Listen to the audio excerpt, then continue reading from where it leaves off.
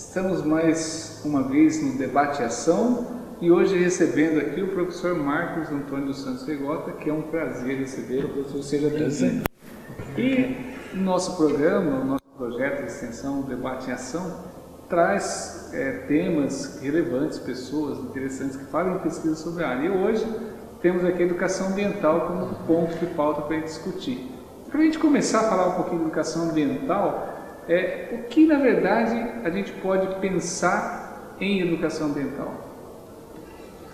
Bem, essa pergunta é uma pergunta que eu tenho me feito ao longo de toda a minha carreira, né? E tenho tentado dar algumas definições. Isso foi, por exemplo, o tema da minha tese de doutorado, né? Que os professores entendiam como educação ambiental, como meio ambiente. Bem, eu diria que a educação ambiental está voltada para os modos de viver e as possibilidades desses modos de viver, de ruptura com modos que são pautados numa devastação da vida, seja da natureza, seja da cultura, do que você entender como reflexo dessa vida.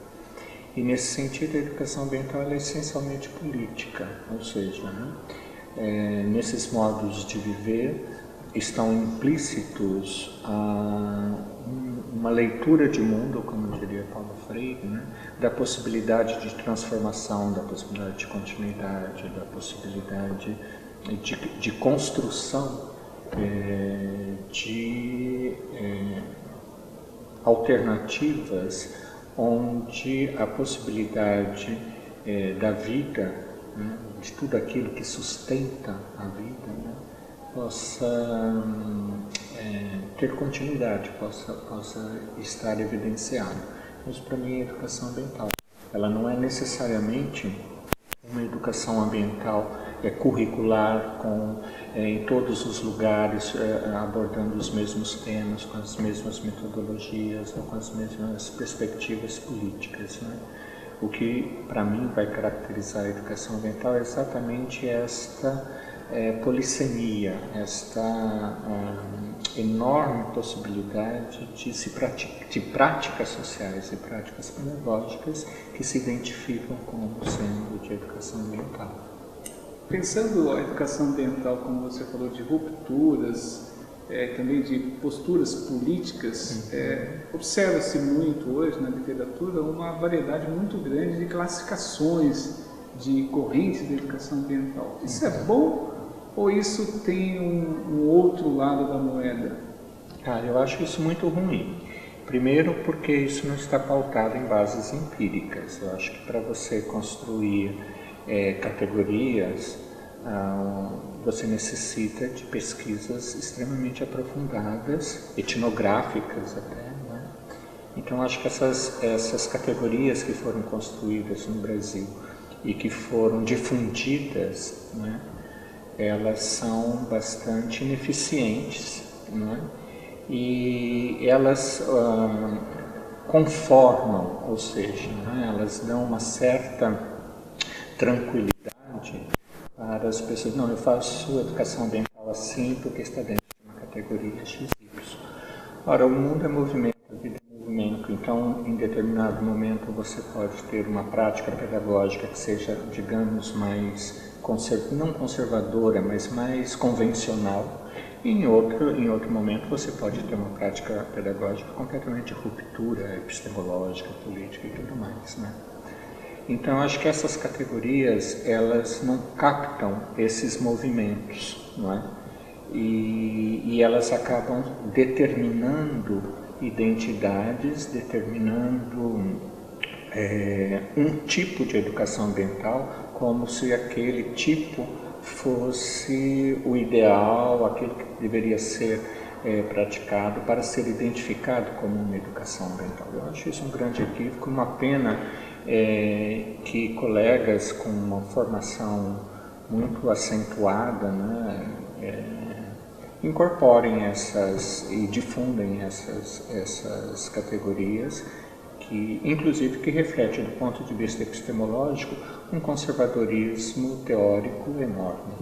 Regota, de ideal, existe hoje uma, entre aspas, corrente que está mais hegemônica, não necessariamente que seja a correta ou a certa, e que, vamos dizer assim, que molda, e se você não estiver dentro dessa perspectiva, você pode sofrer algum tipo de, entre aspas, alguma retaliação? Olha, estou usando termos pesados, mas eu concordo plenamente, isso acontece sim. Mas eu não diria que seja uma vertente hegemônica.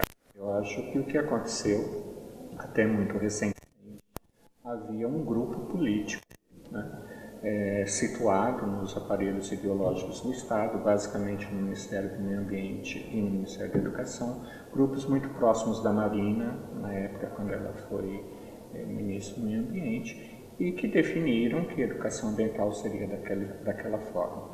E com o poder de difusão, né, dessa perspectiva era enorme, você imagina, do aparelho ideológico do Estado, para os congressos, para as publicações, a difusão desses autores. Mas, não sei, eu acho que isso teve um tempo, né, e hoje está praticamente esquecido.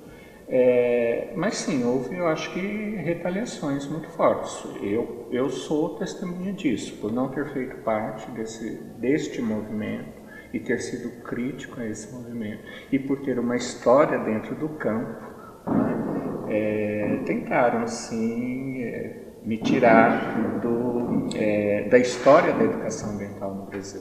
E se eu falo isso é porque não para contar alguma coisa de mim, mas isso efetivamente aconteceu e aconteceu com outros colegas também, né? Mas eu acho que os que sobreviveram fazendo o que sempre fizeram, né, estão aí, as pessoas estão produzindo, estão trabalhando arduamente, né, dentro da mesma perspectiva. Eu acho que isso foi um tempo, marcou a história da educação ambiental no Brasil, mas eu acho que isso está superado. Agora, no aspecto mais internacional, sim, há uma disputa, que é a chamada educação para o desenvolvimento sustentável, né, e a educação ambiental. Então, aí sim, você tem uma hegemonia que foi construída dessa educação para o desenvolvimento sustentável com o apoio da Unesco, com o apoio de instituições da Alemanha, do Japão, e que difundem, né, esses países, essas instituições difundem esse pensamento com todo o poder que eles têm. Então, aí sim, eu acho que a gente está diante de um embate teórico e político muito mais amplo e muito mais nefasto do que esse que foi tão localizado no Brasil e no período da educação ambiental no Brasil. Essa parte da educação ambiental difundida e financiada e sustentada por esses organismos, desses países todos que você falou, por um desenvolvimento sustentável, pode-se dizer que ela é uma educação ambiental para manutenção do que está em termos de sistema produtivo, diferente de uma educação ambiental que viria a ser uma ruptura? Exatamente. Ela não critica o modelo capitalista, né? Ela não pode criticar o modelo capitalista pela sua própria origem. E o movimento da educação ambiental, principalmente na América Latina e no Brasil, ela está marcadamente como uma perspectiva política crítica ao capitalismo devastador, né? Eu participei recentemente na Alemanha, em Berlim, de um debate sobre isso, sobre essas duas perspectivas, e foi assim muito evidente a constatação de como que tanto a Alemanha e como a Unesco impõem uma educação ambiental normativa, ou seja, se não seguir aqueles princípios ditos do desenvolvimento sustentável, então essas outras práticas estão fora dessa denominação. Olha, claro, o desenvolvimento sustentável tem os seus méritos, mas não deixa de ser uma proposta reformista do capitalismo. Então é disso que se trata. Até que ponto o capitalismo pode ser reformado via, né, ecologia, via meio ambiente, principalmente nesses países onde há uma certa tradição democrática, não é? Então isso me surpreendeu bastante de ver como essas instituições e esses países, a força que eles têm em te imporem uma perspectiva e como que as pessoas acatam, inclusive, essa perspectiva, como se não houvesse alternativa fora dela, o que me parece muito mais sério do que esse outro poder. E a gente sabe justamente o contrário, que existem alternativas Exatamente. fora esses organismos. Exatamente. E agora, pensando nessas alternativas fora esses organismos, que muitas vezes coloca essa camisa de força, quais são os desafios para a educação ambiental que quer realmente fazer uma transformação?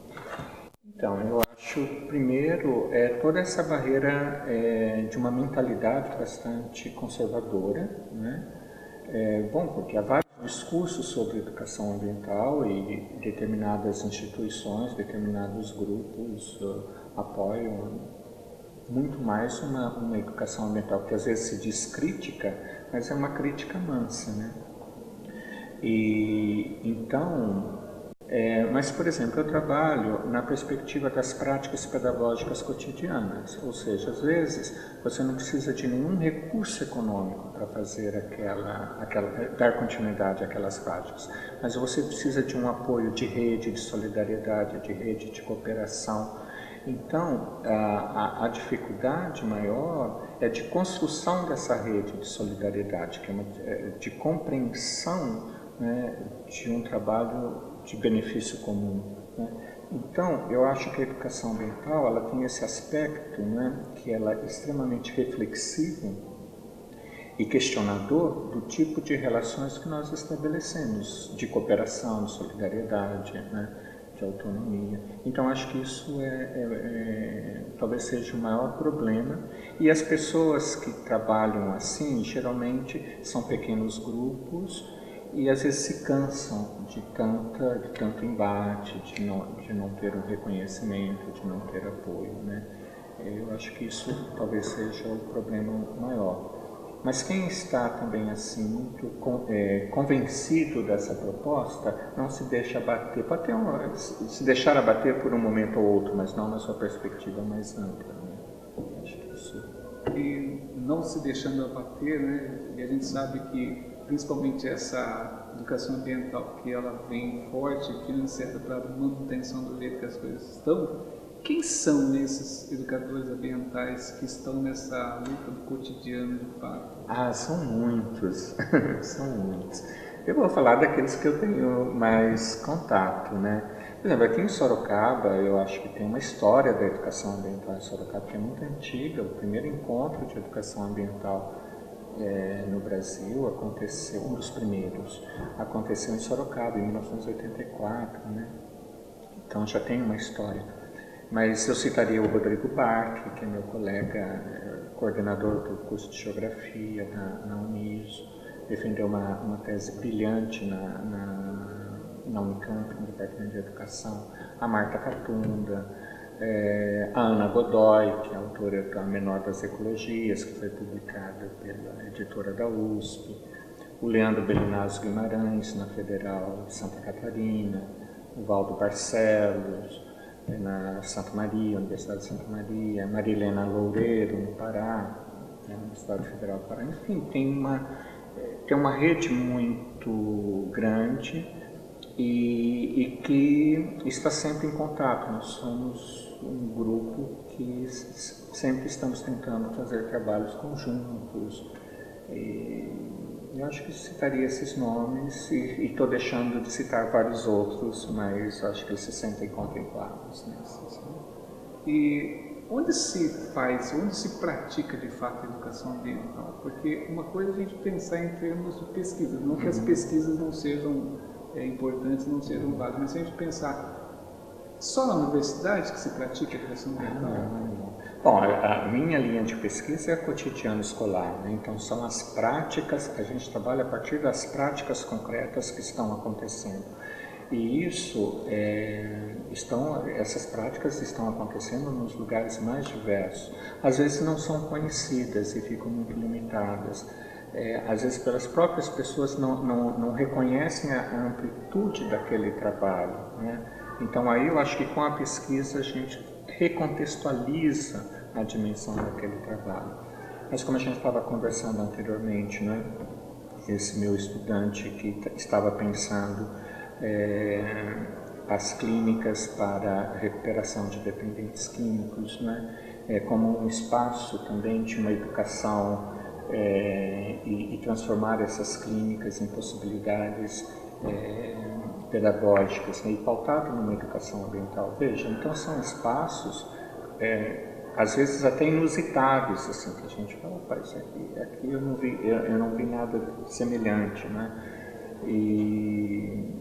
Mas do ponto de vista escolar, eu diria que em Sorocaba e na região está acontecendo muita coisa interessante.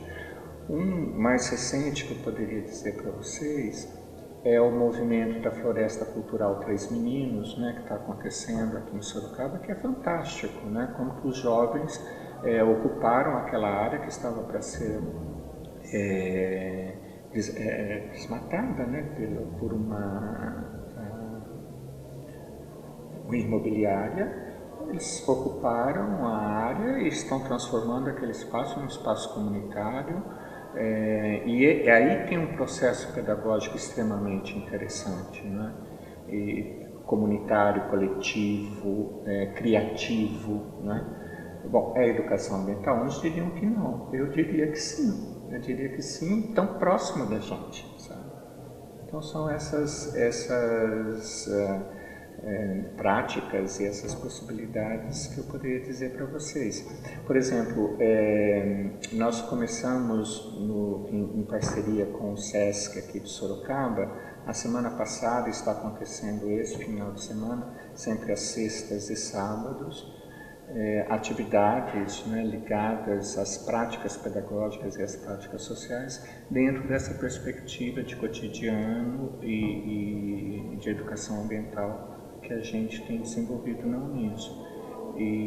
Então contamos com o apoio do SESC, tem muitas pessoas inscritas, é gratuito, sabe? Então essas experiências eu acho que elas são muito fortes e são importantes para disseminar uma ideia de que a educação ambiental está acontecendo onde às vezes a gente menos espera, né? A educação ambiental ela pode ser ruptura, é uma questão política. Talvez aí esteja o vínculo entre Paulo Freire e a ressignificação com a educação ambiental, onde que de fato o Paulo Freire se encaixa, sem dúvida, visão de mundo. Isso precisaria assim de bastante tempo. Você toca assim num ponto que é muito caro para mim. Eu fui fazer educação ambiental, eu fui para educação por conta do Paulo Freire, tive a oportunidade de ser aluno dele na PUC, né, em São Paulo, universidade, e eu tenho uma continuidade, né, do pensamento dele. Então, sem dúvida, a educação como uma prática política, né, e toda a prática política como um processo pedagógico, isso é Paulo Freire assim na sua essência, né? E me parece cada vez mais importante, né, que isso seja enfatizado. E tendo também como assim, um ponto importante que Paulo Freire não está mais entre nós, faz 20 anos que ele faleceu, né? Então como que aquela obra, aqueles livros, aqueles textos nos servem ou não, né? Para pensarmos o tempo presente, né? E eu estou cada vez mais convencido que ele continua de uma atualidade, sabe, impressionante. E então Paulo Freire, nessa perspectiva que eu estou te falando, né, é um autor central, mas ressignificado, relido, questionado inclusive, e não sempre uma reverência de que tudo que ele fez, tudo que ele disse lá nos anos 60 continua válido para o que a gente está vivendo hoje, né? Mas é um autor fundamental, não dá para pensar a educação ambiental desta forma que eu estou falando para vocês, sem considerar a importância e a influência do Paulo Freire. Isso é impossível para nós. Muito bem. Então, hoje nós tivemos aqui mais um debate em ação, sem dúvida alguma, muito esclarecedor, e agradeço, então, de novo. Obrigado a vocês aqui, pelo convite. E esperamos uma próxima oportunidade. O maior prazer. Muito obrigado.